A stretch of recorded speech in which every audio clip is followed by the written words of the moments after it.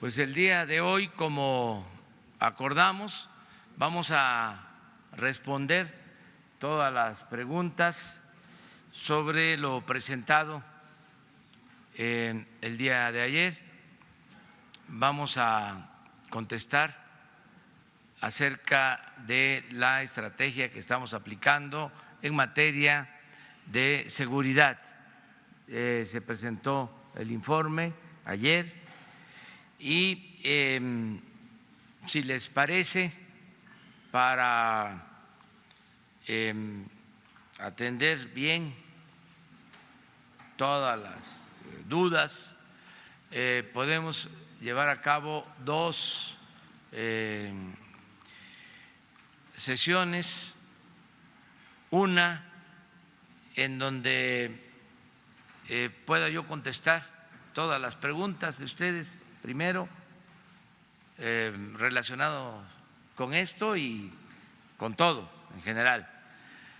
Y termina esa ronda, me permiten que yo me retire porque tengo que salir a San Luis Potosí.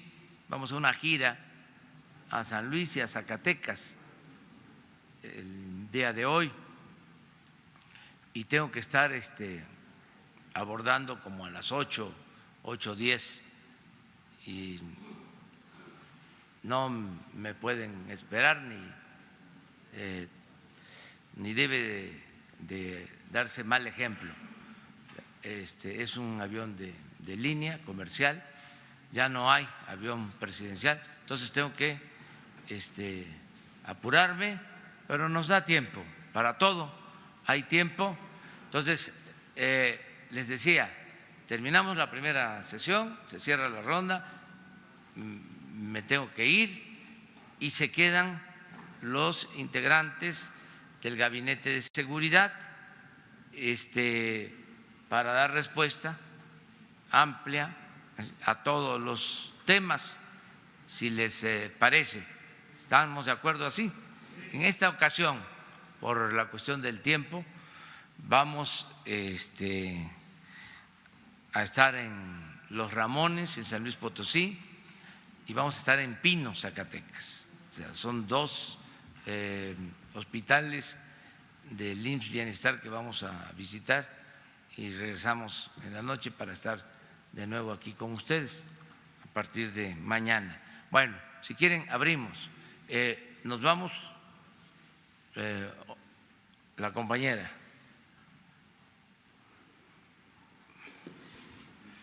Cinco de este lado, 5 de este lado. Buenos días, presidente. Buenos días, secretarios y comandantes. Shaila Rosagel, de Grupo Gili, El Imparcial, La Crónica y Frontera de Tijuana. Bueno, algunas preguntas sobre seguridad de lo que ha estado ocurriendo en Sonora, ¿no? En Sonora, la alcaldesa de Guaymas, Sara Valle, denunció un atentado en su contra el jueves pasado. Por la noche, pues un auto de su propiedad fue baleado frente a su casa donde ella se encontraba. En la región de Guaymas y Empalme se han presentado ataques armados de sicarios, se han quemado viviendas, se han asesinado personas, pues como todos sabemos lo que ocurrió con la familia, ¿no? Donde falleció un niño y su mamá. La violencia sigue también en Ciudad Obregón, a pesar de que se ha indicado que la región está bajo el mando de la Secretaría de Seguridad y Protección Ciudadana, con el secretario Durazo, con la Guardia Nacional. ¿Qué le han informado de la violencia que hay en esta región y para cuándo se esperan resultados de las estrategias que se estén implementando en esta zona? Esa sería una pregunta en concreto y tengo otra, pero si gusta esta. Bueno, esta pregunta puede responderla en un momento Alfonso Durazo. Yo estoy informado porque antier se dio a conocer lo de este hecho. En la reunión de la mañana de seguridad se nos presentó un informe y Alfonso tiene mayor información sobre este atentado a la presidenta municipal de Guaymas.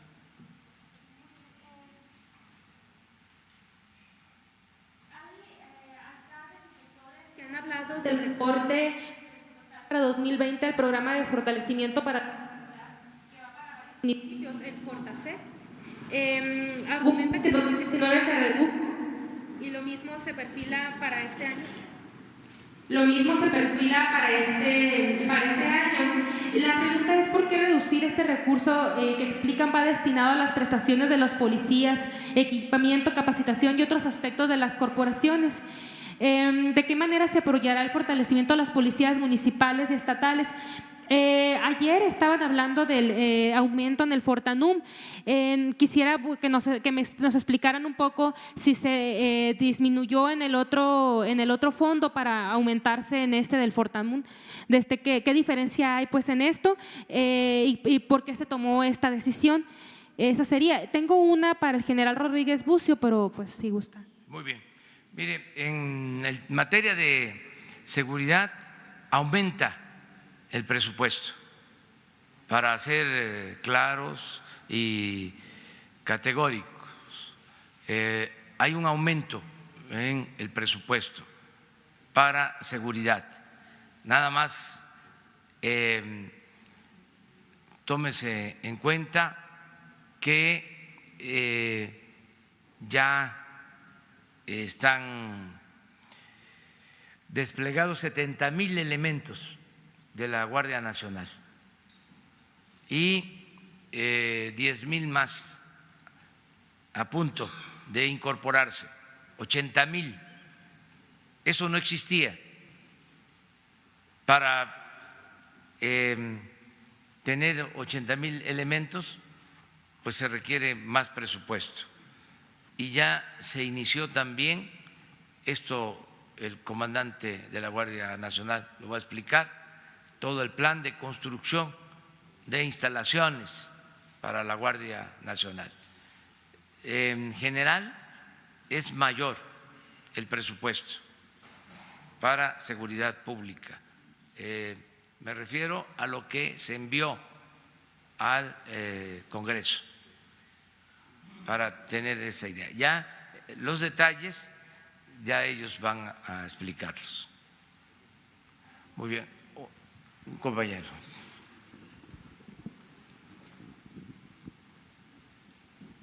Muy buenos días, presidente y secretarios. Ramón Flores, corresponsal de Los Ángeles Press de Guadalupe, Lizárraga. Señor presidente, desde su gobierno se ha incentivado a denunciar la corrupción de servidores públicos, pero los denunciantes, en vez de ser reconocidos por su valor cívico, son víctimas de represalias y de campañas de acoso que ponen en riesgo sus vidas. El 5 de marzo del 2019, la doctora Donají Columba Martínez Martínez, subdirectora médico del IMSS del estado de Oaxaca, inició una serie de denuncias por las irregularidades en la Jefatura de Prestaciones Médicas del estado. Una de las más graves es la falsificación y clonación de recetas de fentanilo, que es un narcótico controlado para cirugías mayores.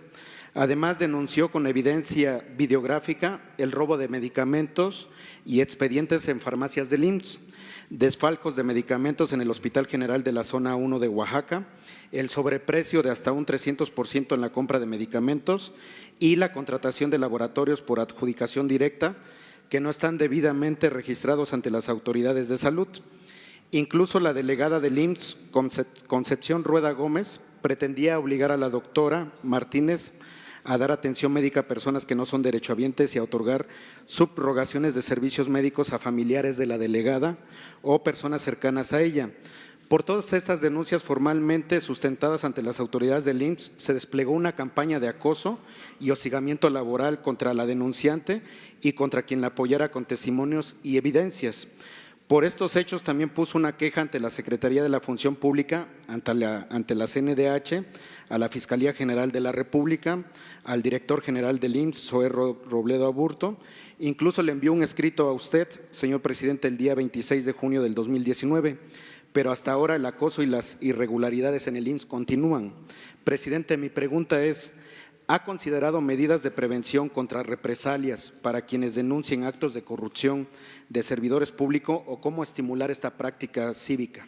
Sí, todo nuestro apoyo, nuestra protección a quienes ayuden denunciando actos de corrupción o presuntos actos de corrupción.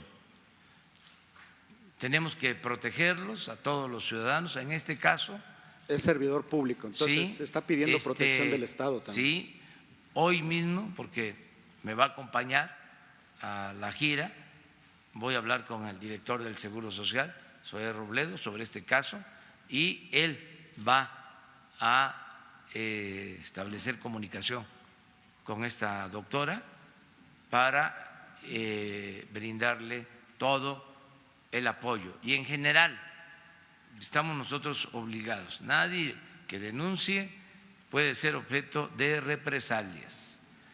Tenemos que garantizar las libertades plenas a quienes están ayudando a limpiar de corrupción el gobierno, y debe de tenerse pues esta garantía que aquí nosotros vamos a ofrecerla, es decir, se va a apoyar a todos estos casos. Presidente, mi segunda pregunta es: ¿hay una preocupación legítima del pueblo mexicano por combatir la corrupción y la violación de derechos humanos, pero el miedo a las represalias que van desde el ciberacoso, la criminalización de los denunciantes y amenazas de muerte impide avanzar en las denuncias por una parte, pero por otra, una vez que se hacen las denuncias, estas quedan paralizadas por la sobrecarga de trabajo en la gestión pública? Un ejemplo, la Secretaría de Gobernación, que no ha logrado intervenir en casos específicos de fabricación de culpables que hemos denunciado aquí, en los que ya se tiene recomendación de la ONU, como es el caso de George Curry Layún y de algunos presos de Atlacholoaya. Mi pregunta es: ¿cómo está respondiendo su gobierno a esta situación, señor presidente? Gracias. Pues estamos trabajando todos los días para que haya justicia, y acerca de estos casos Alejandro Encinas les va a informar de cómo vamos. Vamos con una compañera allá.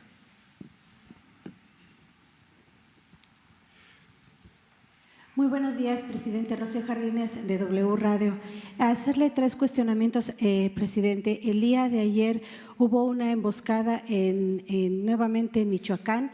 14 policías que fallecieron fueron atacados por el cártel de Jalisco. Se dice, queremos saber su opinión y la información que tiene al respecto.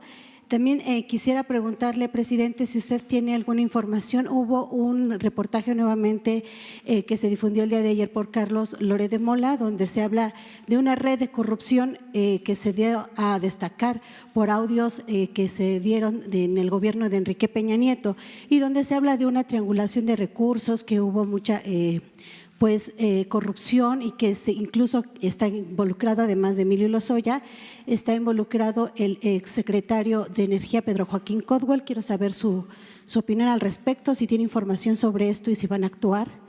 Y también, presidente, preguntarle, hay información de que el dengue pues sigue mal en el país, que se está creciendo en nuestro país, se está haciendo presencia ya 250% el incremento de este mal en algunos estados de nuestro país, sobre todo Jalisco. Gracias. Sí, acerca de lo último, tenemos información que no hay nada extraordinario, que no es algo incontrolable, lo del dengue, y le voy a pedir al secretario de Salud que les informe hoy mismo, porque va también conmigo a la gira, allá con los compañeros de ustedes, le voy a pedir que les informe sobre cuál es la situación del dengue en el país, pero no hay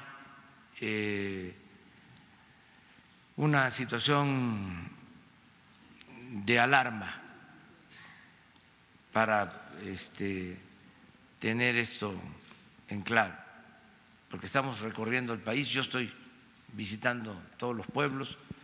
Eso es lo importante de hacer giras por todo el país, porque ahí se entera uno de todo lo que sucede.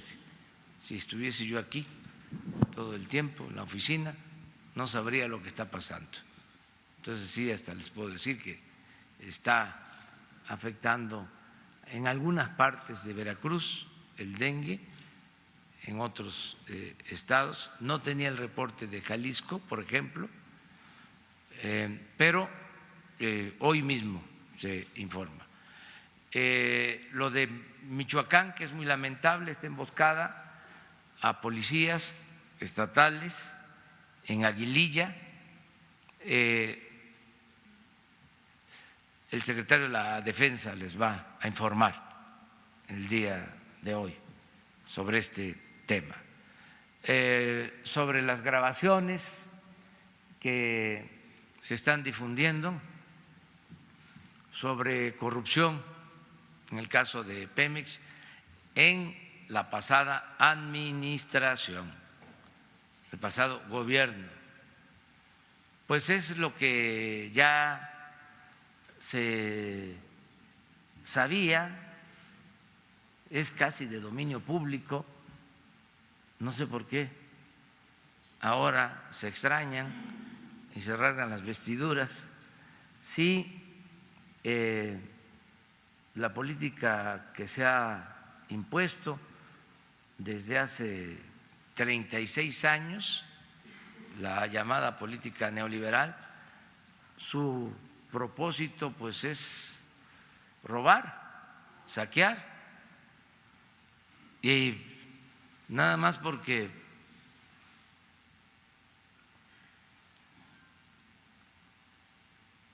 México tiene suerte,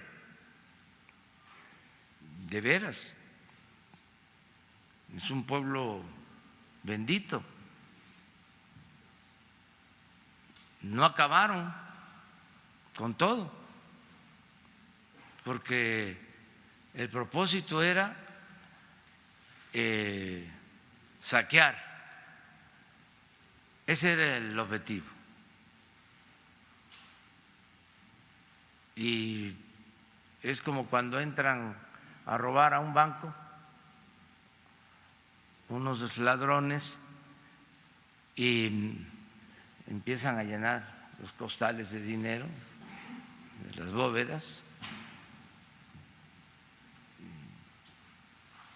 suena la alarma y se alcanzan a llevarse varios costales, pero dejaron algo ahí. Así estamos, pero lo de Pemex pues ya sabemos de que el propósito era saquear, acabar a Pemex, arruinar a Pemex. Y ahora se sorprenden. Este asunto que se está ventilando tiene que ver con los hombres del poder y del dinero. Por un lado, acaba de mencionar a el que fue secretario de Energía, el otro señor Lozoya, vinculado con empresas, donde trabajaba antes Lozoya, cómo llegó a Pemex, sus antecedentes desde tiempo atrás. O sea, ¿quién es el personaje? En el caso del secretario de Energía,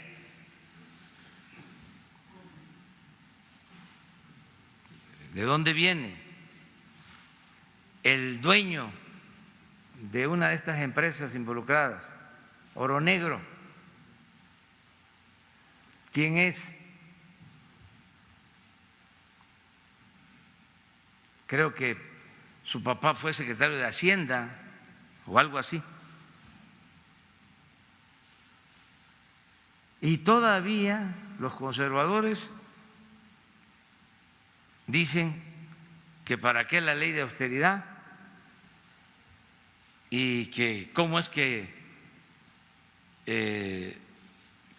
va a quedar prohibido de que después de 10 años, o mejor dicho, después de haber trabajado en el gobierno, no van a poder trabajar en empresas privadas en 10 años.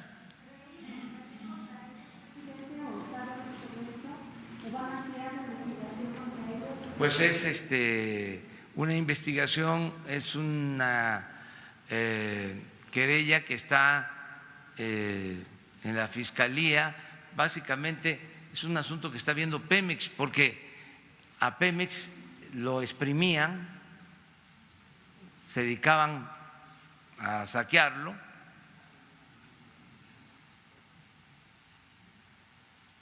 y son problemas entre empresas. Aquí sí que aplica aquello de que cuando se reparte mal el botín, hay motín.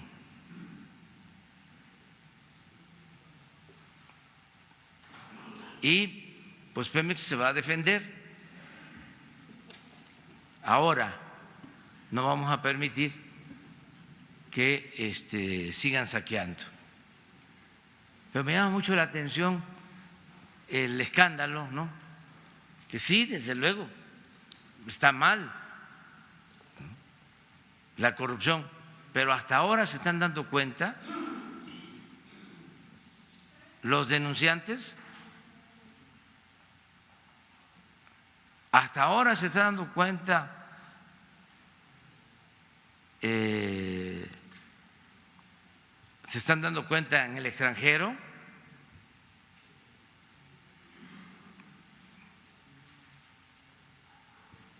Yo les aseguro que tenían información desde tiempo atrás.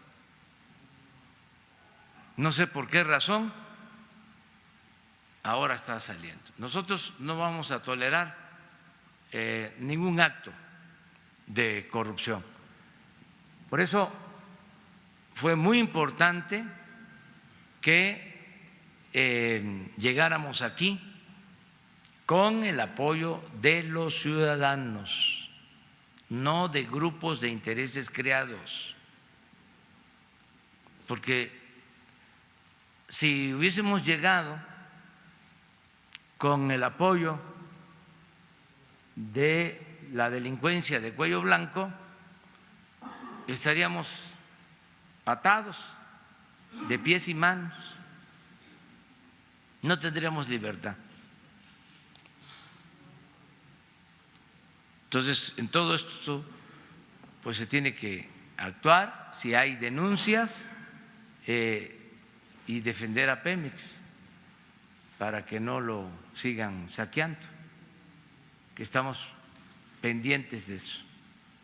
Muy bien, vamos por acá.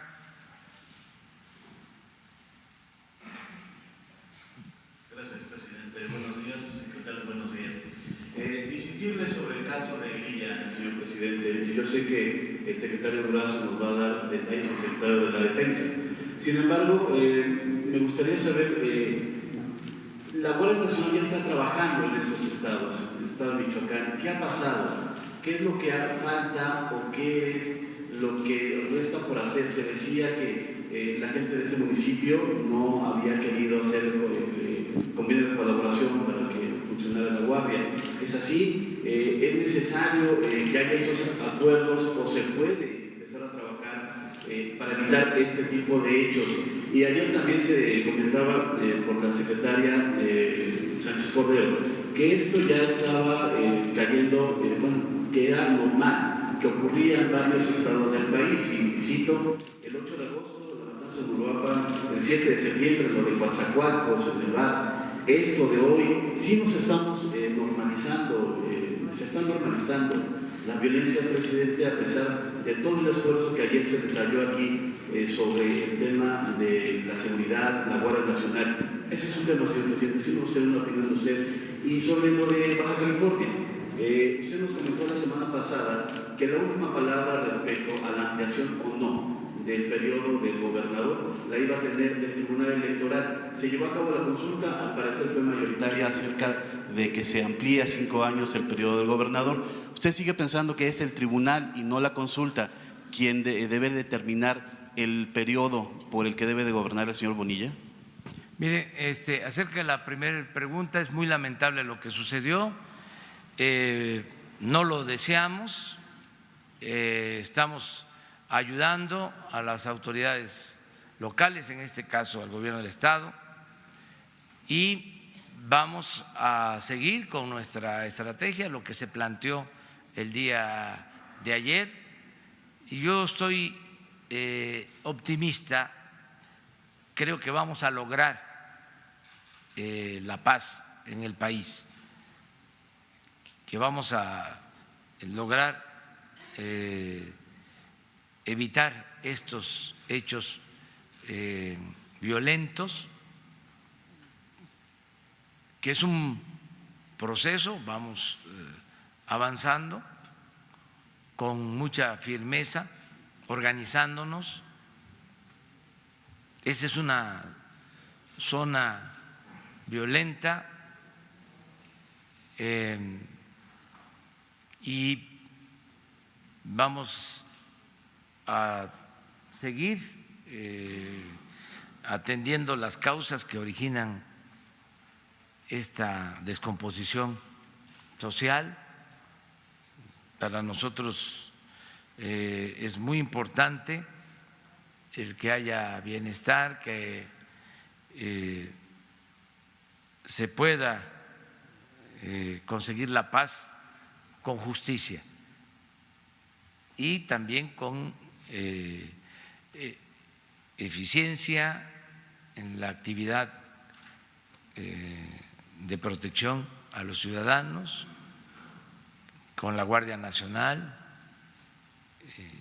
y con buena coordinación con los estados, y evitando también el que la autoridad se mezcle con la delincuencia, procurando que no haya contubernio y que las bandas de delincuentes no tengan protección de las autoridades. Entonces, ahí vamos, a detalle les van a explicar los responsables del Gabinete de Seguridad.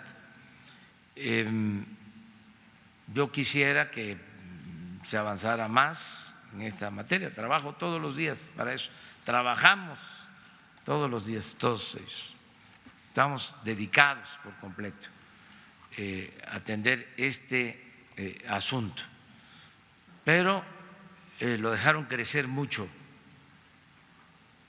avanzó mucho y hubieron estrategias, ya lo hemos visto, equivocadas, queriendo enfrentar la violencia con la violencia y todo lo que ya sabemos, que ha sido errático y muy doloroso. Entonces, hay un nuevo paradigma en materia de seguridad que aquí se explicó el día de ayer. Acerca de lo de Baja California, pues yo considero que hay un procedimiento legal que tiene que llevarse a cabo.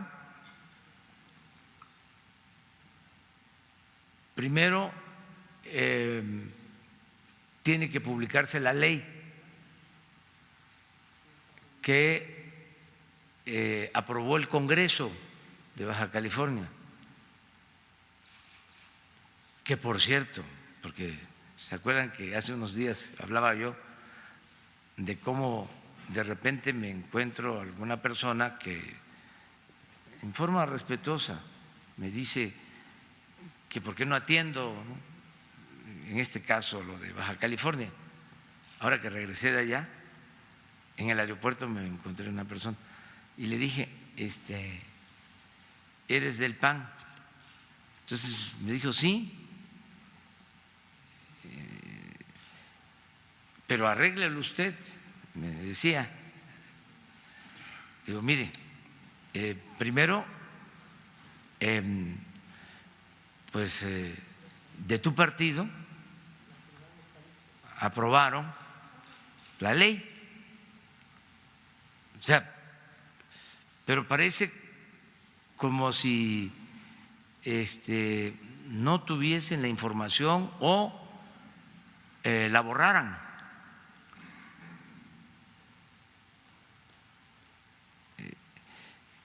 Entonces, digo, primero eso. Sí, pero usted arréglelo. Sí, bueno, ese es el antecedente. Sí lo vamos nosotros a arreglar, pero no corresponde al Ejecutivo Federal, porque hay división, hay equilibrio de poderes.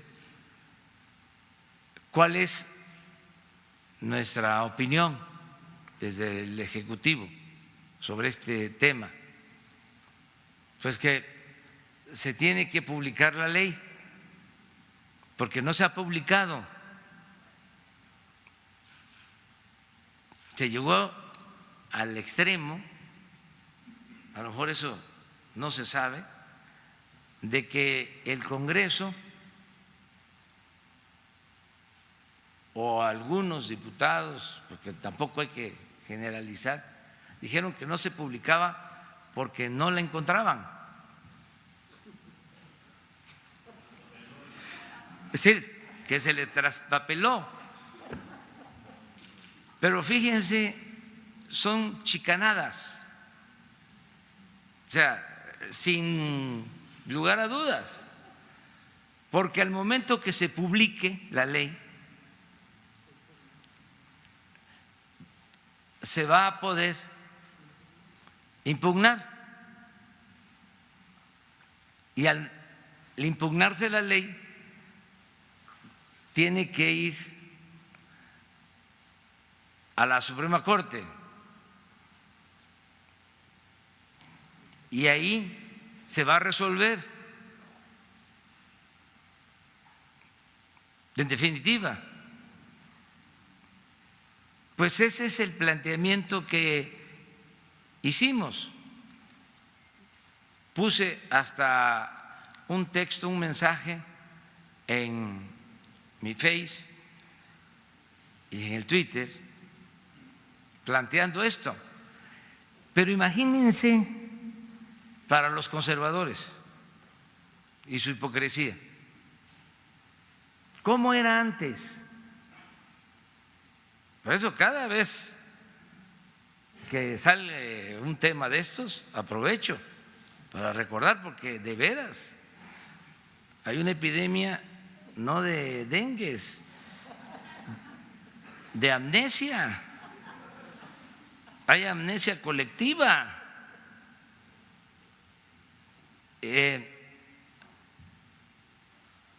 ¿Cómo era antes? Era dedazo del presidente, era concertación. ¿Se acuerdan de la concertación? ¿De cómo eran las concertaciones? ¿Quiénes practicaban las concertaciones? Precisamente en Baja California. Fíjense, porque esto es ilustrativo, porque estamos como en una etapa en donde hay que decir: el rey va desnudo, o quitar máscaras. Yo recuerdo, creo que fue en 1989, el mismo día de la elección en Baja California, hay una elección para gobernador en Michoacán. El régimen contra un partido opositor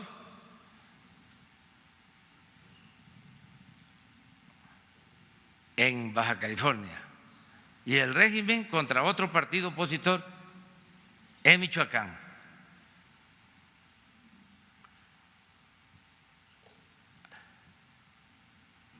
En el caso de Baja California, no se le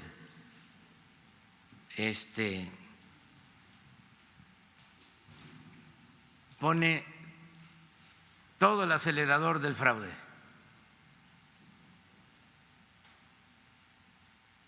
Y gana el partido opositor. Baja California. No estoy diciendo que no haya ganado, sino que hubo línea para no aplastar con el fraude. En cambio, en Michoacán, la decisión fue aplastar. Y así muchos casos. Entonces, para notar que ahora es distinto, pues se tiene que explicar cómo era antes.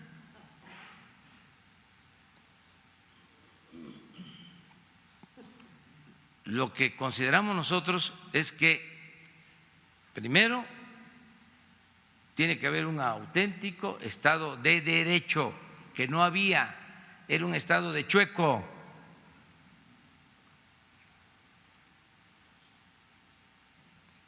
Segundo, que el Poder Ejecutivo no tiene que ser el poder de los poderes.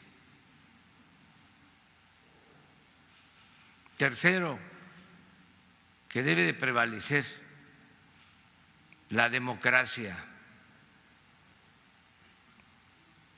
Entonces, en el caso de Baja California, van a terminar publicando la ley, la van a encontrar. O sea, aunque esté traspapelada, porque además pienso, esto lo deben de saber los constitucionalistas, yo creo que la licenciada Olga Sánchez Cordero puede explicar sobre esto. ¿Qué pasa si no se publica? No entra en vigor. Y entonces no pueden haber 5 años. Pienso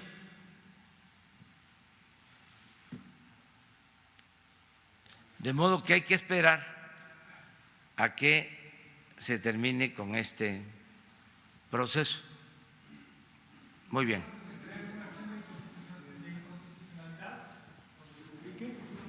¿Lo van a hacer? No, nosotros no, pero porque no nos corresponde. Es un proceso que tiene que ver con partidos, hay opositores, los mismos que aprobaron la ley pueden ahora retractarse, ofrecer una disculpa y decir nos equivocamos, y tan es así que vamos a impugnarla. Eso sería lo mejor. Pero no meternos nosotros, o sea, no, eso es lo que quisieran los conservadores, ¿sí? Porque a eso estaban acostumbrados. A ver, ¿cuál es la línea?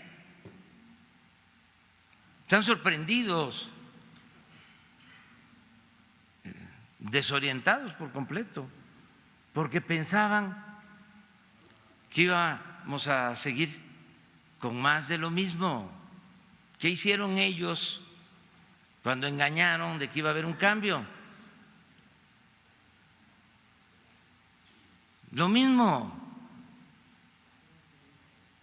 Fue más de lo mismo. Ahora no. Ahora es una transformación que se está iniciando. Y así como en este caso, en muchos otros se está demostrando que son otros tiempos y lo que hemos dicho en otras ocasiones, no se puede poner vino nuevo en botellas viejas. Este es un cambio profundo, pacífico, sin violencia, pero radical. Y no tenerle miedo a la palabra radical, que viene de raíz, porque se trata de arrancar de raíz al régimen corrupto, de simulación, de injusticias, de privilegio. Ese es el cambio. Bueno, me falta una pregunta.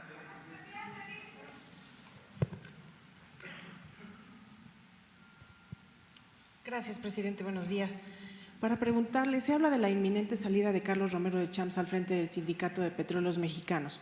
Yo le quiero preguntar, ¿qué opinaría de un relevo en ese sindicato tan poderoso, con una empresa tan importante como es Pemex? Y si esta salida es parte de una negociación con su gobierno para quedar en la impunidad o no tiene nada que ver. Mire, en este caso hay denuncias presentadas ante la Fiscalía. Recordar que todo lo que nos llega se tramita, se le da curso y hay denuncias en la Fiscalía General. Si él toma la decisión de dejar el sindicato para atender estos asuntos, está en su derecho. Nosotros no nos vamos a meter, eso también es un cambio importante, a poner al sustituto. Eso lo tienen que resolver en el sindicato. Y él sabrá cómo responder a las denuncias presentadas sin que haya persecución, sino con apego a la legalidad, a los elementos de prueba que existan, en el caso de que él sea responsable de algún delito. Pero él va a resolver este asunto.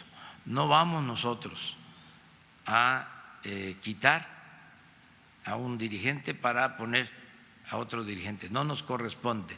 Ese es un asunto que tienen que resolver los mismos trabajadores y de conformidad con la ley, los estatutos que existen en el caso del sindicato petrolero.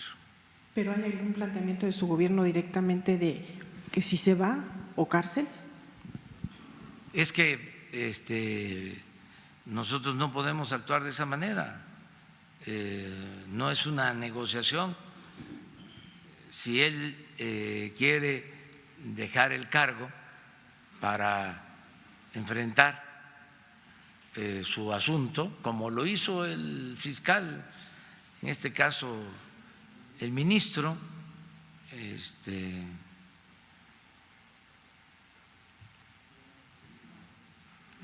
Medina Mora, ¿sí? Igual, ¿sí? Hay denuncias, ellos ven en la Fiscalía si van a resultar culpables, ¿sí? Si se van a consignar esas denuncias al juez. Yo pienso que el que tiene una denuncia de este tipo y al mismo tiempo está a cargo de un sindicato, tiene esa responsabilidad, o un servidor público, lo mejor es no involucrar a las instituciones, que se asuma de manera personal y se resuelva. Y que nosotros no estemos imponiendo, o sea, a quién va a quedar. Hay ahora, afortunadamente, un nuevo marco legal en lo laboral que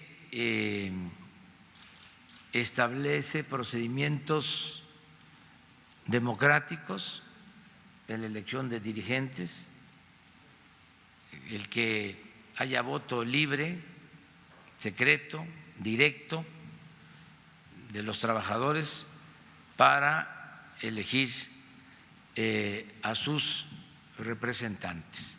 Entonces, vamos a esperar qué sucede sobre este caso. Y finalmente preguntarle, presidente, sobre la preocupación de algunos gobernadores que se sienten solos en el combate contra la delincuencia en función de un cambio en la estrategia que es menos letalidad. Lo hemos visto en estados como Michoacán o Guanajuato, donde las policías estatales al final sufren el impacto de la presencia de los grupos criminales, pero no sienten el respaldo necesario de la Federación o de la Guardia Nacional. Todo nuestro apoyo sin letalidad. Es decir, nosotros no podemos ajusticiar ni podemos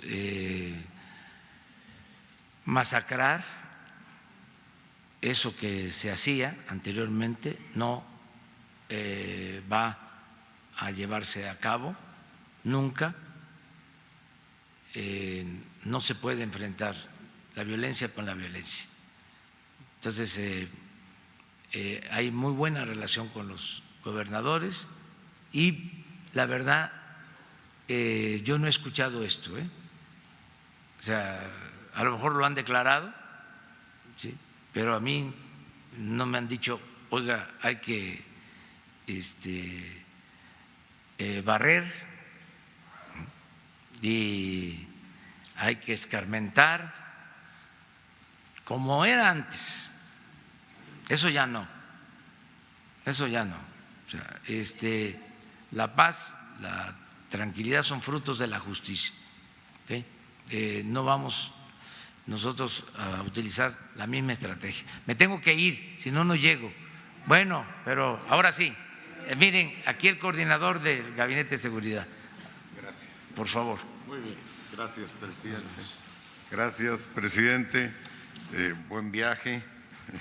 Está en el límite para llegar al aeropuerto, así es que nos quedamos los integrantes del Gabinete de Seguridad para dar respuesta a todos los cuestionamientos.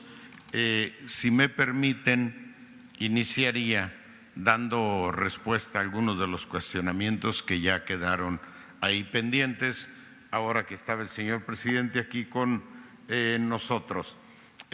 Primeramente, en el caso de Sonora,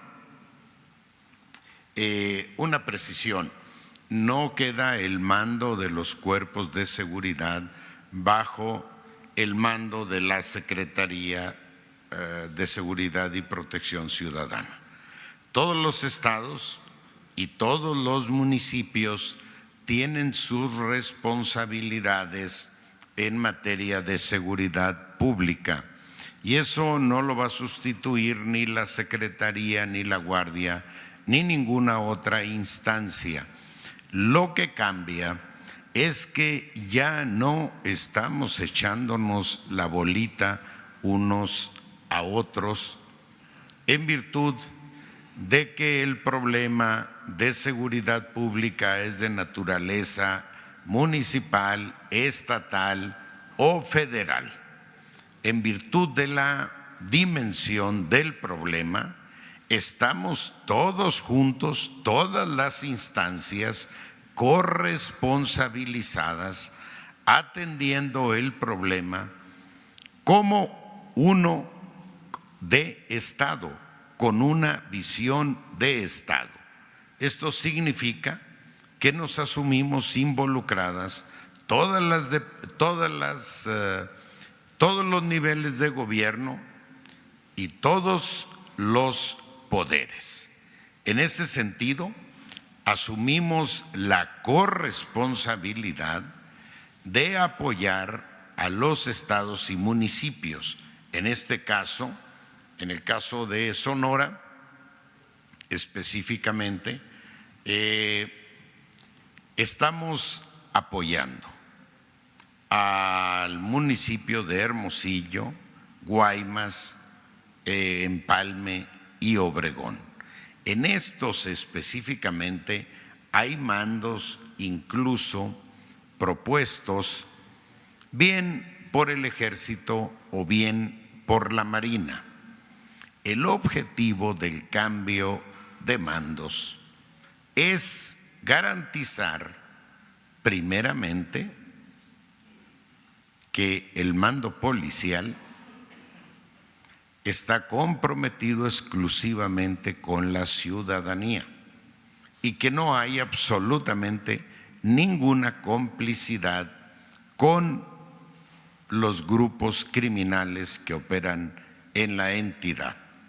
A partir de ahí inicia un proceso de depuración de los cuerpos municipales para garantizar que todos sus integrantes tienen igualmente un compromiso exclusivamente con la ciudadanía. Y en el caso de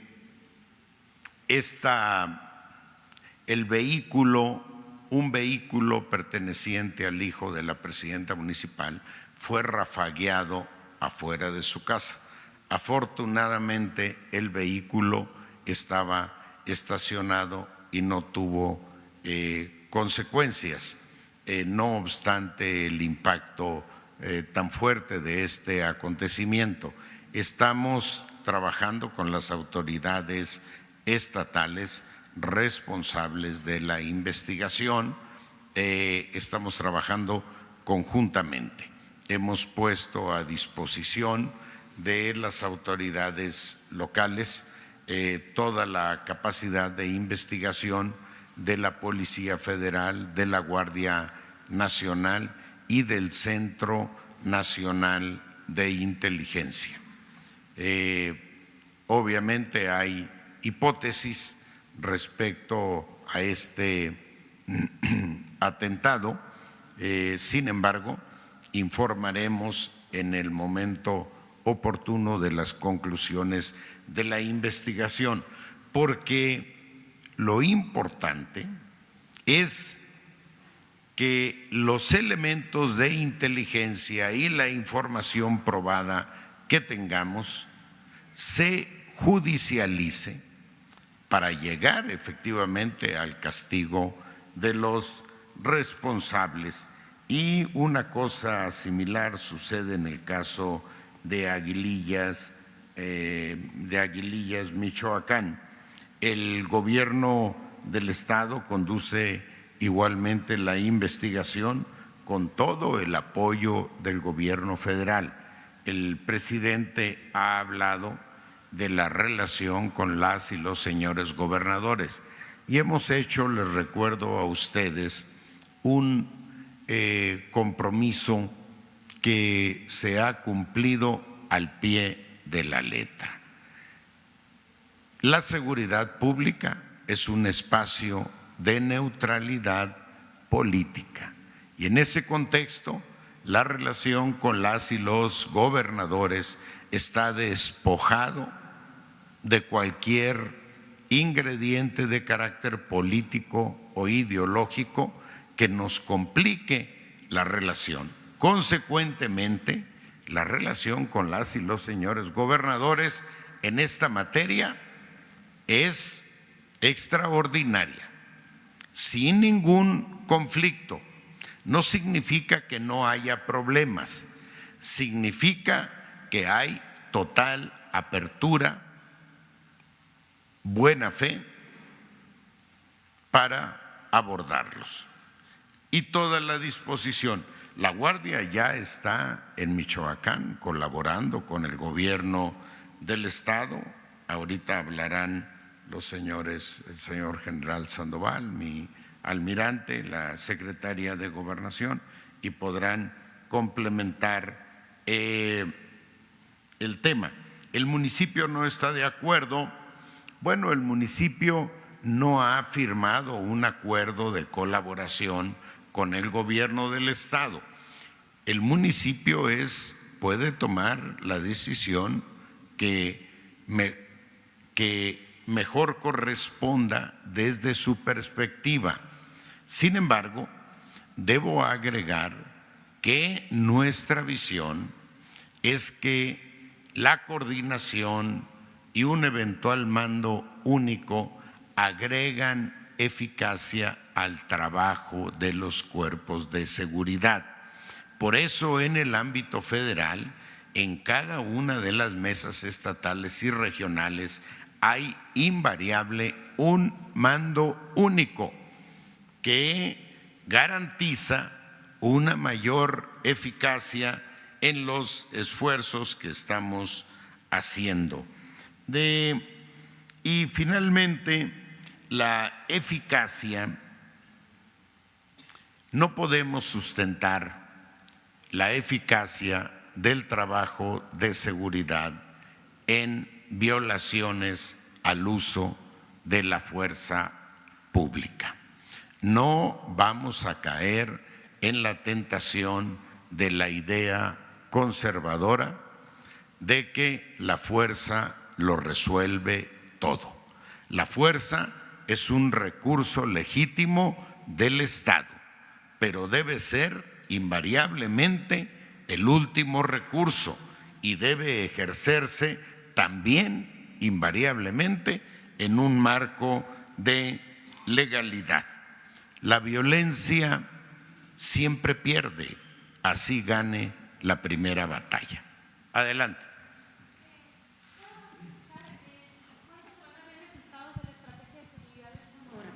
Y ya podemos ver que está disminuyendo estos ataques, estos crímenes que se están cometiendo allá, como asesinatos, lo que ocurrió con la familia. Bueno, efectivamente en Sonora, en los últimos tiempos, ha habido un incremento relevante en la violencia, se ha recrudecido la confrontación entre organizaciones criminales que buscan el control del territorio o bien la administración de rutas para el trasiego de drogas. Sonora, como otros estados fronterizos, es una ruta de paso muy importante tanto para migrantes como para el trasiego de droga.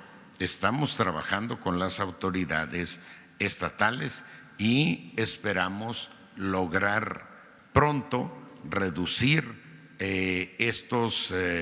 este pico de violencia que se ha presentado en el estado, que no solo es un pico, sino que además esta violencia ha tenido un impacto mediático relevante en virtud de las características con las que se ha expresado.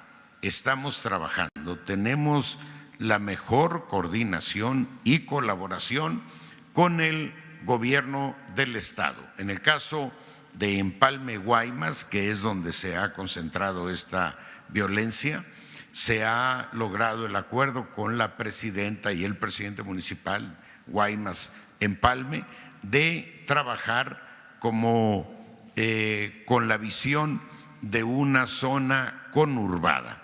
Consecuentemente, se ha nombrado un solo mando para las fuerzas municipales, un mando que coordina a los secretarios de seguridad de ambos municipios. Este mando es recomendado por la Secretaría de Marina y le tenemos absolutamente toda nuestra confianza, y es el responsable de iniciar este proceso de depuración de los cuerpos municipales que, según información de inteligencia, pudieran tener compromisos o vínculos con el crimen organizado y facilitar con ello todo lo que hoy sucede en Sonora, acá y luego por acá.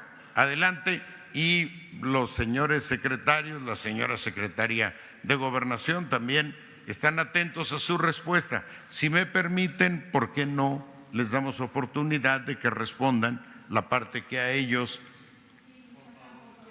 Adelante, sí, por supuesto. Eso. Mi queridísima secretaria de Gracias. Gobernación. Buenos días. ¿Alguna pregunta? Sí quisiera yo especificar algo que dijo. Yo no dije normalizar, dije que esto sucede en muchos lugares del país y en muchos días. Prácticamente estamos viendo Sonora, estamos viendo que pasó lo que pasó en Veracruz, lo que pasó en Laredo, en fin, no es. Yo no quise decir que no lo lamentaba enormemente y lo lamento enormemente lo que pasó, por supuesto que lo lamento, simplemente se sacó de contexto, porque me había preguntado que habíamos presentado el tema de toda la estrategia de seguridad y después qué evento sucedió y cuál era mi opinión sobre esto.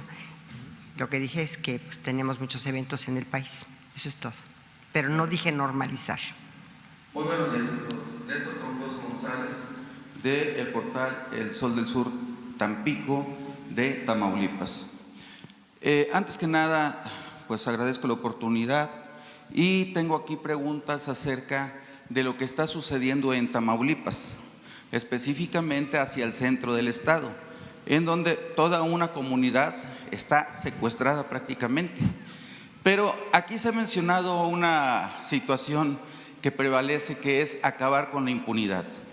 Mas aquí en este caso estoy viendo, por ejemplo, que el policía federal de nombre Lázaro Jiménez García, el día 31 de mayo, entrega a un periodista y defensor de los derechos humanos al crimen organizado y es transmitido a través de redes sociales sin que esto haya sido sancionado a la fecha o se le haya abierto por lo menos una carpeta de investigación a este policía. Es un comandante, por cierto, de la Policía Federal. El día 4 de julio secuestran a miembros de la Guardia Nacional, miembros del crimen organizado de la localidad de Hidalgo, Tamaulipas. Es transmitido también a través de redes sociales. El comandante del 77 Batallón, de nombre Enrique Rangel Carvajal, supuestamente lo rescata, pero primero se pone a las órdenes de quienes lo llamaron para que diera un informe de qué estaban haciendo ahí los miembros de la Guardia Nacional. Y él inclusive menciona a través de redes sociales que no volvían a entrar a menos que lo permitieran. Posteriormente, cada que esta comunidad que está secuestrada, que es del ejido Buenavista, donde hay niños, mujeres, ancianos, privados de la libertad sin el acceso a la alimentación, a la educación, a la electricidad, al agua, o sea, violando todos sus derechos humanos, solicitan el apoyo de este batallón, nunca acuden, no acude ninguna autoridad en su auxilio. Mas, sin embargo, cuando es llamado por personas que son los agresores de esta comunidad, hacen acto de presencia de manera inmediata. Es muy visible la impunidad que existe de estas autoridades. No se diga de las policías estatales. Hay un comandante por ahí de nombre Guadalupe Pineda Soto también, que prácticamente hasta anda de chofer de las personas del crimen organizado. ¿Sí? Entonces, la pregunta es, y yo creo que muy específico, esto ya lo hemos hablado en mesas de trabajo con el secretario Encinas, con varias instituciones, y de hecho, sí, no puedo decir no ha habido un avance, sí ha habido, definitivamente se ha mostrado la cooperación de Gobernación, pero ¿cuándo van a hacerle justicia a las personas que se encuentran prácticamente secuestradas en el ejido Buenavista? ¿Y cuándo van a investigar al señor Lázaro Jiménez García, al comandante de la Policía Federal, y al comandante coronel Enrique Rangel Carvajal, además de que allí En esa comunidad existen 4 órdenes de aprehensión federales emitidas desde el día 10 de febrero del 2018 en contra de miembros del grupo delictivo llamado Columna Armada Pedro José Méndez, que hasta la fecha no se han ejecutado. Y eso es parte precisamente del Ejecutivo. ¿Es cuánto? Yo creo que es importantísimo que todas esas órdenes de aprehensión se ejecuten a la brevedad posible. Si ya hay una orden de aprehensión, yo no tengo por qué decir que no se ejecuten, al contrario, tienen que ejecutarse. Efectivamente, lo que decía el secretario Durazo el día de ayer, de 33 millones de delitos, como lo señaló el INEGI, solamente se denuncian 1.900.000. Entonces, quiere decir que el resto es una cifra negra impresionante. Lo que tenemos que avanzar en este país es en la denuncia, que esté bien integrada una averiguación cuando se denuncia, que las policías hagan su trabajo y que después, efectivamente, si se gira una orden de aprehensión, que ésta se ejecute y se judicialice el tema ante los tribunales. Si eso no sucede, simplemente vamos a seguir viviendo en lo que ayer se expresaba de la impunidad y de la cifra negra. Entonces, yo creo que todos tenemos que avanzar. Yo creo que ustedes hacen una labor extraordinaria, precisamente de investigación, y que por supuesto explicitan y transparentan que haya órdenes de aprehensión que no se han ejecutado. Yo creo que eso es importantísimo. Yo le agradezco todos sus comentarios. Hemos estado avanzando en la Secretaría de Gobernación en los casos que se nos han presentado y por supuesto estamos de acuerdo en que se ejecuten las órdenes de aprehensión una vez que se giran. Las órdenes de aprehensión están giradas desde el día 10 de febrero del 2018. Que se ejecuten. Y las personas del ejido Buenavista están secuestradas en la práctica. Las autoridades no acuden, me refiero a las autoridades federales. Las estatales no se diga, son cómplices de toda esta barbarie, pero las autoridades federales, refiriéndome al 77 Batallón, su comandante Enrique Rangel, y refiriéndome al cómplice del crimen organizado Lázaro Jiménez García, de la División de Fuerzas Federales. Yo creo que el señor secretario está tomando nota y también de la Guardia Nacional para dar una respuesta a esta situación que nos está relatando el señor periodista. Muy bien. Yo creo que si hay algo más para mí, porque yo me tengo que ir a un compromiso. ¿Mande? Sobre la alerta de género. Ayer estuvimos en una mesa redonda con algunas organizaciones de la sociedad civil que tienen el tema de refugios. Entonces, les decíamos lo siguiente y lo comparto con ustedes. Yo creo que lo que tenemos que hacer es un programa y una estrategia de prevención de la violencia en contra de las mujeres.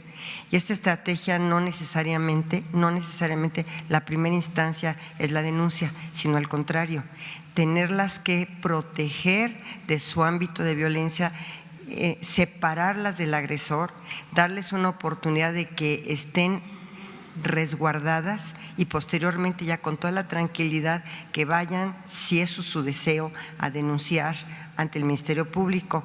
Las alertas de género tienen que ser revisadas, porque si no hay acciones posteriores a que se emita la alerta, la alerta no tiene el impacto positivo que debería tener.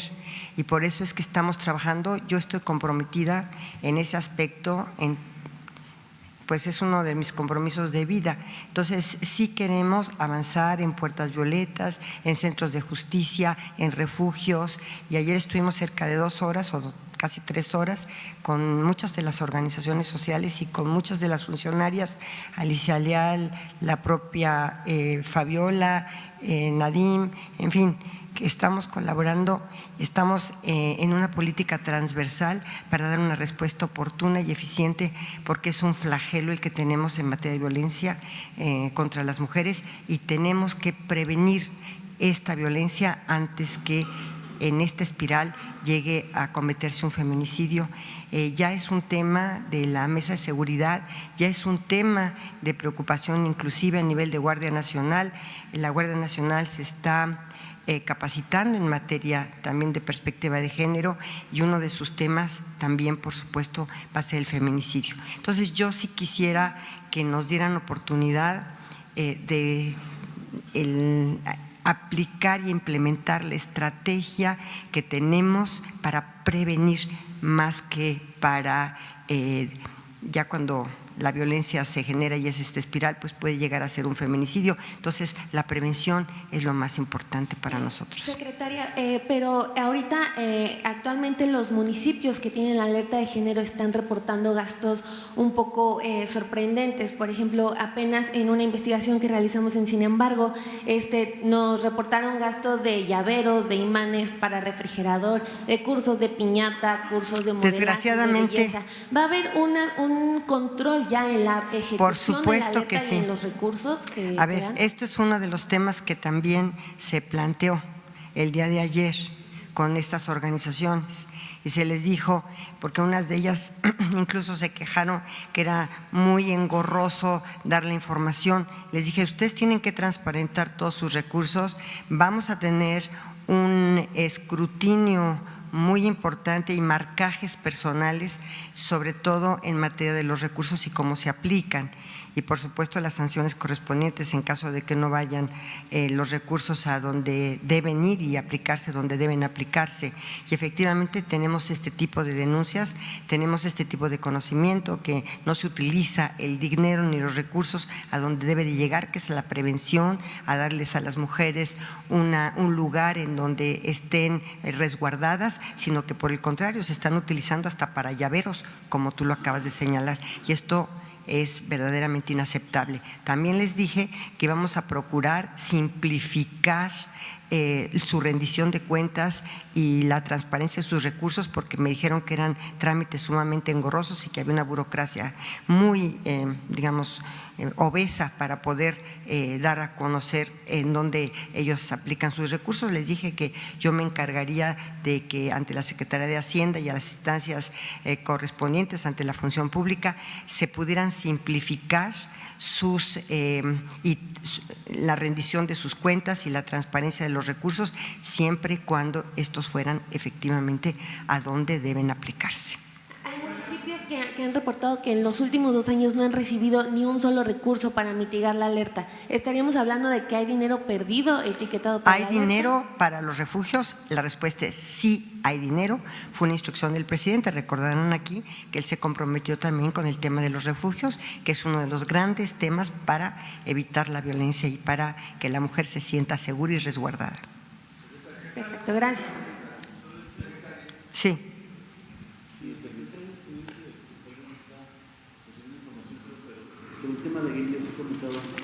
Sobre el tema de guerrilla, si el secretario de la Defensa nos pudiese también abundar al respecto de la información. Entonces ahorita que le diga yo, y ya finalmente para mí una pregunta más. Doctora, ¿me permite una inquietud? Sí.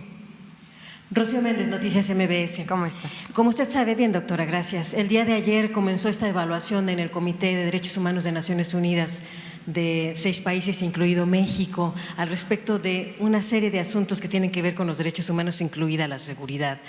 En ese sentido, ¿con qué documentos, con qué argumentos, con qué avances llega el Gobierno de México en materia de derechos humanos? Y segundo, está muy contenta la señora Rosario Ibarra de que le han dado este reconocimiento con la medalla que otorgan los legisladores. Sin embargo, ella lo primero que pide es que le den razón de su hijo Jesús. Y en ese sentido, si acaso este gobierno ya estaría en condiciones de darle una certidumbre de qué fue lo que pasó con este joven que se le vio por última vez a los 19 años en el caso de su familia y de México. Y en ese sentido también Rosario Ibarra pide que haya un trabajo mucho más concreto con los desaparecidos. Son 2 inquietudes que le ruego, por favor. Yo creo que en materia de desaparecidos estamos muy comprometidos. Yo quisiera que Alejandro Encinas también hablara de cómo está funcionando la comisión de búsqueda, y desde luego a mí también me dio muchísimo gusto que se la dieran a ella la medalla, y por supuesto es una reivindicación por parte del Estado mexicano el reconocerla a ella como una luchadora incansable buscando a su hijo durante toda su vida. Entonces yo creo que en ese sentido soy muy empática y aparte estoy muy contenta que a ella se lo hubieran otorgado. Por otra parte, lo de los desaparecidos, sí, ustedes han visto que la prioridad del señor presidente es precisamente la búsqueda, primero con vida, Eso quiero decirlo. Y después, obviamente, la búsqueda de las personas desaparecidas que hemos estado encontrando en las fosas, y que ha sido un programa que Alejandro Encinas y Carla Quintana han estado muy comprometidos constantemente y permanentemente. Y yo creo que vamos a dar unos muy buenos resultados a las Naciones Unidas, sobre todo los programas que hemos hecho. Hemos trabajado enormemente en materia de derechos humanos con un compromiso como nunca se había hecho en este país. Y como lo dijo el presidente hace unos días, la Secretaría de Gobernación, bueno, es ya la Secretaría de los Derechos Humanos, pero bueno, es también la Secretaría de la Gobernabilidad y de la Gobernanza, y también, por supuesto, es la Secretaría de la Consolidación de la Democracia Participativa. Yo creo que ya con eso… Nada más una última pregunta. Secretario Servidor Carlos Pozos, reportero de Petróleo y Energía. Ayer el secretario Durazo nos daba a conocer estas cifras que usted acaba de recordar: 33 millones de casos y 25 millones de víctimas. Para tener esos datos, yo quisiera que, creo que faltó ayer en este amplio panorama y diagnóstico que nos dieron, ¿cuál es el diagnóstico del daño del tejido social que vive México hoy por hoy? Esa sería la pregunta para usted, una pregunta también para el secretario general y otra pregunta para el secretario Durazo. Para el secretario general, mi pregunta es: ¿el gobierno de la 4T ha cambiado las medidas de guerra por una política de paz y de seguridad? Y si él considera que se puede pacificar al país sin violencia. Esa es para usted, señor secretario de la Defensa. Y para el doctor Durazo, mi pregunta es, ¿el objetivo inmediato es la reducción de los índices delictivos? Doctor Durazo, ¿tendrá una fecha fatal que fijar para que los mexicanos podamos tener resultados tangibles y claros en este combate? Esas serían mis preguntas. Gracias. Quiero compartirles que en la Secretaría de Gobernación se creó la Unidad de Fortalecimiento al Sistema de Justicia, que incluye no solamente apoyar dentro del ámbito de nuestras competencias a todos los tribunales del país, incluso estar apoyando la reforma laboral que tenemos en puerta, la consolidación del sistema penal, y también apoyar con todo lo que podamos y tengamos a nuestro alcance las fiscalías y las procuradurías. A veces son procuradurías, a veces son fiscalías, porque no han transitado de procuradurías a fiscalías, con algunos, como ustedes saben, algunos temas de tránsito que son muy importantes. Las fiscalías no dependen de los ejecutivos locales ni del Ejecutivo Federal, y las procuradurías todavía sí son nombradas, porque no han transitado al gran cambio de las fiscalías, sí son nombrados todavía por los ejecutivos locales. Entonces, esta es la diferencia, le decía yo a Alejandro, porque me la preguntó. Dije, es que transitará la fiscalía, ya es una fiscalía autónoma, nombrada por el Congreso, con 2/3 partes y además con determinadas características de autonomía e independencia incluso del propio Ejecutivo local. Las procuradurías, como ustedes saben, los procuradores sí eran nombrados por los titulares de los ejecutivos, tanto locales como el federal. Entonces, es ese tránsito, por eso hablo a veces de procuradurías y a veces de fiscalías, pero estamos empeñados en el fortalecimiento de las fiscalías, en el fortalecimiento de las procuradurías, si hay procuradurías, porque yo creo que tenemos un déficit enorme en materia de procuración de justicia en nuestro país. Es precisamente ahí el eslabón donde está más débil el sistema de justicia, en la materia de la procuración, en la integración de averiguaciones previas o de carpetas de investigación adecuadamente, que a veces están sumamente débiles, y ya cuando se presentan ante el juez, pues no hay materia para poder juzgar a una persona que está siendo imputada de algún delito. Por eso es que yo creo que es importantísima esta unidad y tenemos que seguir adelante. Hemos también revisado algunos casos, tenemos 1,200 casos que se nos han presentado en esta unidad para ser revisados, de personas que están, digamos, manifestando que ha habido fallas en el debido proceso y que están injustamente privadas de su libertad.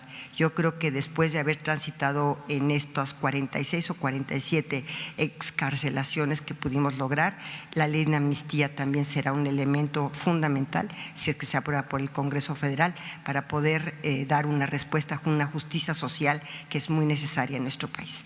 Yo creo que con eso terminó. Y la recomposición del tejido social también es uno de los grandes temas que tenemos pendientes, pero aquí vamos en una transversalidad, tanto en las autoridades locales como en las federales, porque tenemos que hacer un esfuerzo enorme. La Secretaría de Educación, de Bienestar, la Secretaría de Gobernación, la Secretaría de Seguridad Pública y todas las secretarías de manera transversal para efectivamente tener un tema de recomposición del tejido social y de una de reconciliación nacional. Pues estamos viendo que hay un tema de adicciones, que hay un tema de violencia, que hay un tema en las familias de separación y de desintegración de las familias. Tenemos que avanzar en eso. Muchas gracias.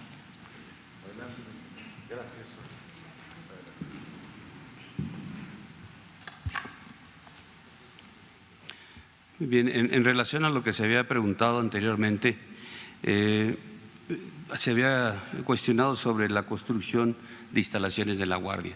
En el presente año se consideraron para la construcción de 81 instalaciones, dando prioridad a 3 estados que son Guanajuato, Jalisco y Michoacán. La mayoría de las instalaciones están establecidas ahí y otras 9, 10 en otros estados que tenemos alguna prioridad para darle posibilidad a la Guardia de un lugar donde pueda alojarse y poder desplegar y hacer su actividad. Las iniciamos aproximadamente en el mes de mayo, las construcciones, por el proceso que llevó de los recursos, pero esperamos que en el mes de diciembre estar concluyendo estas instalaciones. Las instalaciones no son iguales a lo que a lo mejor conocemos en una instalación militar, donde está concentrado todo el efectivo y de ahí salen a desplegar o hacer sus actividades en beneficio de la sociedad. No va a ser de esa manera, sino van a estar en las áreas críticas, en las áreas que se requiera en base al análisis que ya se hizo en el Gabinete de Seguridad. Ahí se van a construir, van a hacer construcciones donde van a estar inicialmente entre 120, 150 hasta 200 hombres desplegados y ahí haciendo sus actividades.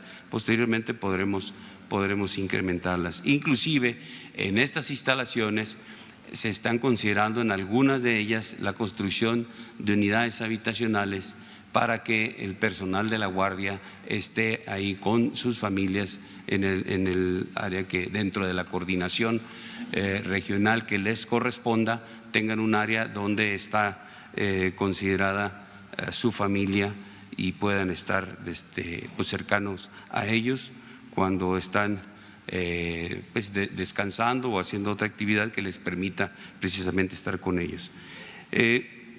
Sobre la emboscada en Aguililla, bueno, desde el día de ayer estamos en coordinación, todo el gabinete de seguridad atendiendo esta parte, cada quien o coordinados, pero cada quien con el personal o desplegando su personal para poder apoyar al Estado. Desde el día de ayer, por parte de la Secretaría de la Defensa, se reacondicionó el dispositivo que está ahí en Michoacán. Se movieron aproximadamente unos 80 hombres hacia el área de donde fue la emboscada y también un helicóptero que teníamos en Michoacán realizando apoyo a las operaciones, está en esta área buscando o haciendo reconocimientos, tratando de localizar a esta gente que realizó la emboscada contra el personal de la Policía del Estado. También el mando de la 43 zona militar que está en Apatzingán está también en el área atendiendo específicamente esta parte.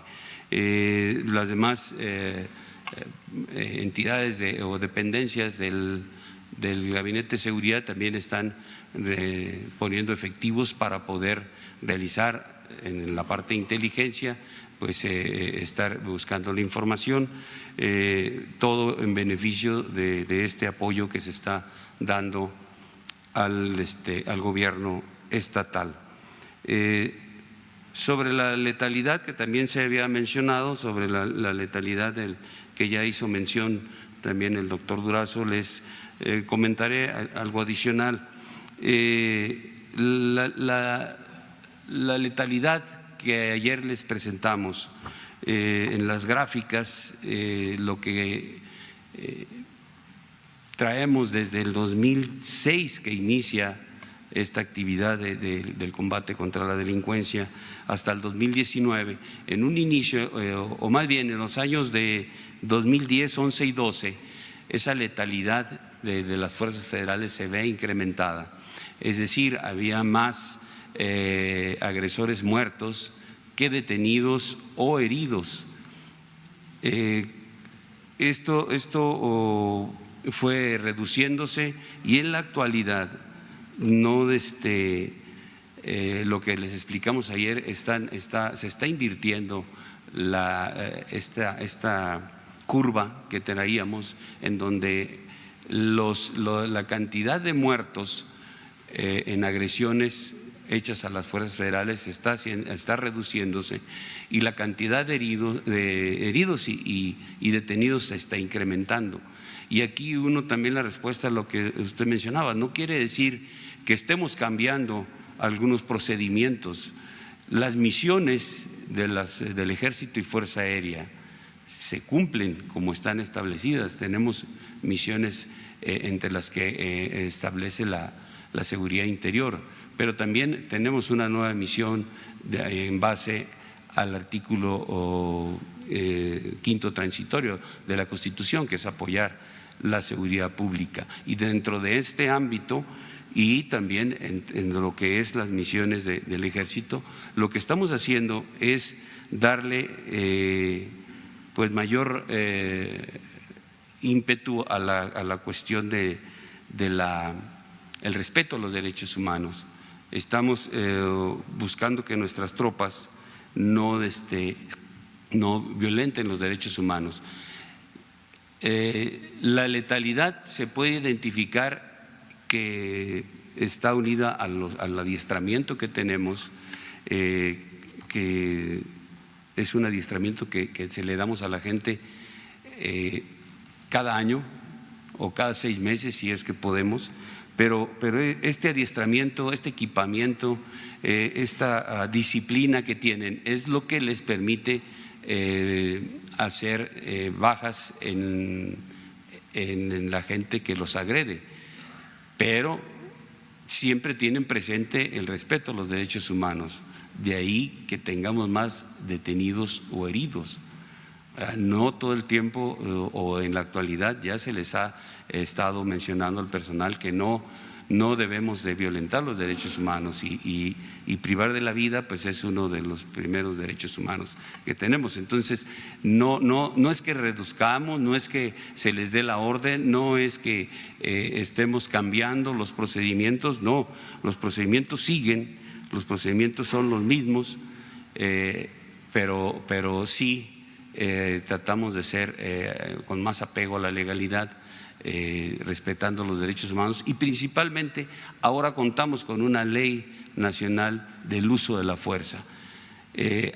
Esta ley nos establece perfectamente bien la forma en que podemos emplear la fuerza dentro de las operaciones y eso conlleva también a la reducción del índice de letalidad de las Fuerzas Armadas o de las Fuerzas Federales. Esto nos ayuda porque ya es un ordenamiento a nivel nacional, ya nuestro personal ya tenía algún conocimiento sobre esto porque teníamos un procedimiento dentro del Ejército, la Fuerza Aérea y la Armada sobre este uso de la fuerza, pero era un procedimiento interno que en ocasiones no era tan válido o no lo hacía válido la parte judicial.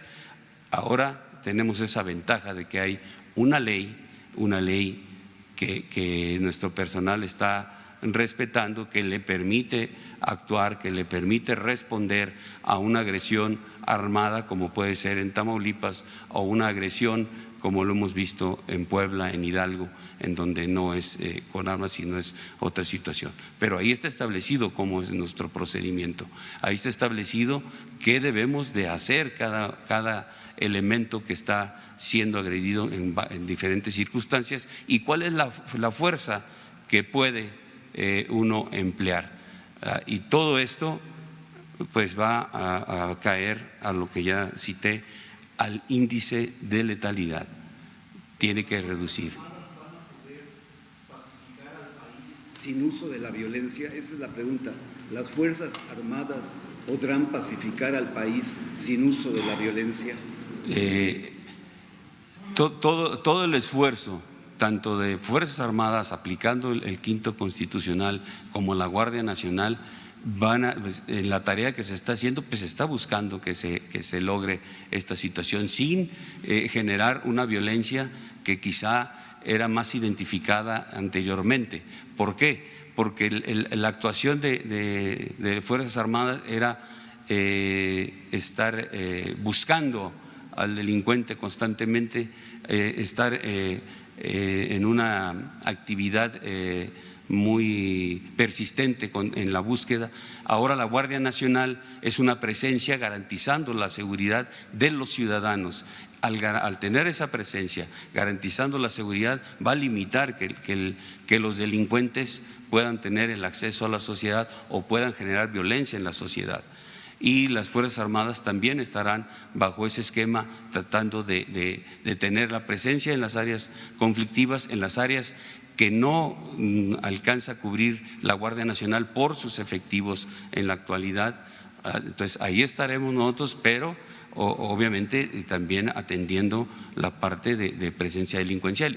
En Tamaulipas no podemos dejar la ribereña, aunque la Guardia Nacional quizá no tenga la cobertura suficiente en la parte de la ribereña, pero ahí están las Fuerzas Armadas haciendo sus patrullajes, haciendo la cobertura en las ciudades, generando condiciones de seguridad para la sociedad y obviamente en ese diario actuar de nuestras fuerzas, pues hay las agresiones que nos hacen contra la delincuencia o nos encontramos con la delincuencia o recibimos información de la población que en tal lugar o en tal sitio hay algún punto donde se encuentran los delincuentes y vamos a esa parte.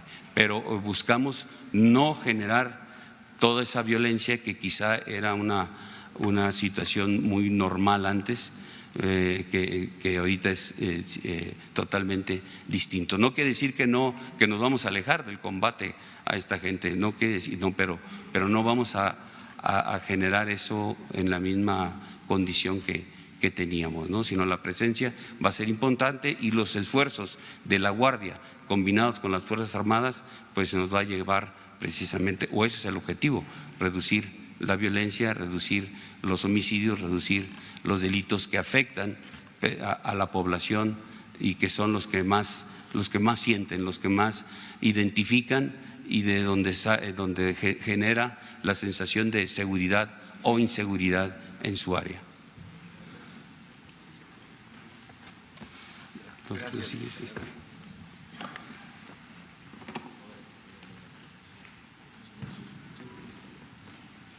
Nada más con respecto a la Secretaría de Marina, en el ámbito que preguntaron sobre Guaymas y Empalme, ahí en Guaymas y Empalme se nombraron secretarios de seguridad ahí a 2 elementos de la Armada y se está haciendo una depuración a ambas policías, a las policías de Guaymas y a las policías de Empalme. Se les están haciendo exámenes de confianza. No traigo el dato exacto aquí, pero sí los que no están pasando los exámenes de confianza no están saliendo a la calle. Esos se quedan ahí en sus oficinas, no están haciendo labor policial, no se les puede dar de baja, es un trámite un poco complicado, pero de que se está actuando, se está actuando. Desgraciadamente, la delincuencia cuando suceden ese tipo de cosas que se les aprieta por un lado, pues ellos le buscan por otro lado. Las agresiones que ha habido ahí en Empalme, si ustedes lo pueden ver, no son agresiones nada más porque tengan que dar las agresiones, simple y sencillamente son agresiones dirigidas hacia elementos de ellos mismos o de cárteles contrarios que les están afectando pues sus negocios. Eso nos da una idea de que la estrategia que se está empleando los está afectando. Entonces ellos tienen que reaccionar de otras maneras. Desgraciadamente esa es su forma de actuar, su forma de pensar. Es muy difícil que tengamos una cobertura al 100%, no lo podemos hacer, en ninguna parte de ningún país lo puede hacer. Entonces sí quiero que entiendan que sí estamos trabajando, el esfuerzo que estamos haciendo es mucho. Tenemos a nuestro personal empleado en cuestiones de seguridad para darle apoyo a la sociedad. No es que estemos nosotros, como decía ahorita usted, que si podemos resolver la violencia o nosotros, las Fuerzas Armadas con violencia, las Fuerzas Armadas no emplean la violencia.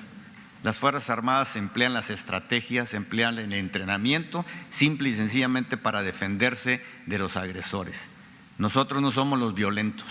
Muchos hablan de que las Fuerzas Armadas son muy violentas, o muchos hablan que cuando las Fuerzas Armadas salieron a la calle se recrudeció la violencia. No es cierto. Las Fuerzas Armadas respondemos a las agresiones de la delincuencia organizada. Eso es lo que quiero que entiendan, por favor. ¿Qué se está haciendo, por ejemplo, para frenar si se están… No le… A ver. Perdón, si se están atacando entre las mismas bandas criminales, ¿qué se está haciendo para frenar pues el ataque contra las familias?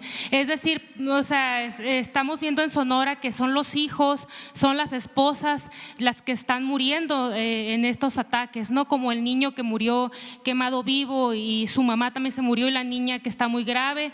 Y pues aquí mismo se acaba de hablar de que fue el auto del hijo de la alcaldesa que fue rafagueado.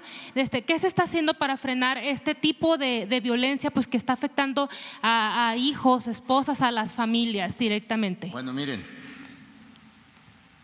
creo que lo pueden ver, lo pueden constatar en muchas agresiones donde han sufrido familias, hijos, esposas, hermanos, etcétera. Es parte de la delincuencia organizada, que ellos mismos se atacan, afectan a sus familias. ¿Qué podemos hacer nosotros las Fuerzas Armadas? Difícilmente puedo responderles esa pregunta. Lo que estamos haciendo de una manera, empleando mucha cuestión estratégica, empleando la inteligencia para de una u otra manera tratar de evitar eso. Pero es muy difícil evitar que si un cártel se ve afectado por otro cártel, que tratemos de evitar que entre ellos se maten, es muy difícil. Y hoy en día lo que están haciendo ellos es afectando a las familias, pero a las familias de entre ellos mismos. Entonces es muy complicado. Espero que entiendan que no es una labor única de las Fuerzas Armadas. Para tener la tranquilidad en este país debemos de cooperar todos los ciudadanos. Eso es lo que quiero que entiendan, no nada más nosotros, todo es Fuerzas Armadas, no, tenemos muchos problemas. Hay un rompimiento en la cuestión social muy difícil, que debemos de apoyar todo el mundo.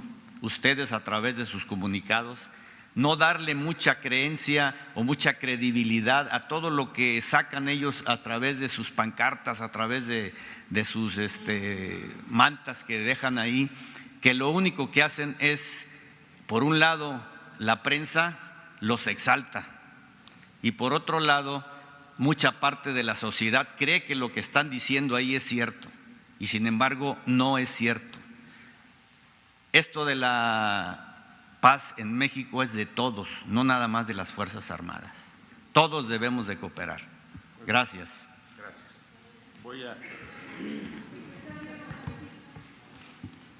A ver, adelante. Para el subsecretario Encinas, si me hace favor, mire, a través de redes sociales, subsecretario, nos contactó un trabajador administrativo de un penal estatal que fue despedido por denunciar corrupción en dicho penal. Está amenazado de muerte, obviamente. Este trabajador ha estado viniendo diariamente aquí a Palacio Nacional, denunció a través de Facebook. Bueno, obviamente lo que denunció pues fue la prostitución en ese penal, venta de droga, venta de comida, venta de dormitorios, venta de visitas familiares, venta de traslados y extorsión a preliberados, entre otros temas. Ya realizamos un reportaje, lo que pasa es que nosotros acordamos pues primero solicitar su protección, sobre todo pues corre peligro y él se encuentra aquí afuera, entonces no sé si habría posibilidades de que se le pudiera ofrecer una audiencia o algo para exponer su caso. Y ya que tocamos este tema, subsecretario, paralelamente sabemos que los penales federales son otra cosa. Si nos puede informar acerca de estas condiciones de estos penales estatales, si es su gobierno, en este caso el nuevo gobierno, tiene previsto algún plan de reestructuración de esta lamentable situación que padecen los penales estatales. Y por otra parte, subsecretario, también le quería yo comentar si habría la posibilidad o si han pensado en preguntarle a Anabel Hernández, esta periodista que ha hecho libros completos sobre Ayotzinapa en este caso, y bueno, tomar sus declaraciones. Ella ha investigado a muchos de los involucrados y pues para no empezar de nuevo, ¿verdad? No sé si sería… Muy bien. Gracias. Son 8:35, si les parece, daríamos oportunidad a una participación del general Bucio, comandante de la Guardia, que tiene pendientes algunas respuestas, al subsecretario de Gobernación, que también tiene algunas respuestas. Antes, nada más quisiera comentar que hay que analizar el presupuesto con una visión de conjunto. Quien vea el tema de las partidas de seguridad de manera parcial va a llegar a una conclusión equivocada. El conjunto del presupuesto destinado a seguridad tiene un incremento muy importante y tienen, aquí les pediría que asumieran la visión al igual que lo hacemos nosotros. Para los integrantes del Gabinete de Seguridad no es el presupuesto de la Secretaría de Seguridad y Protección Ciudadana, de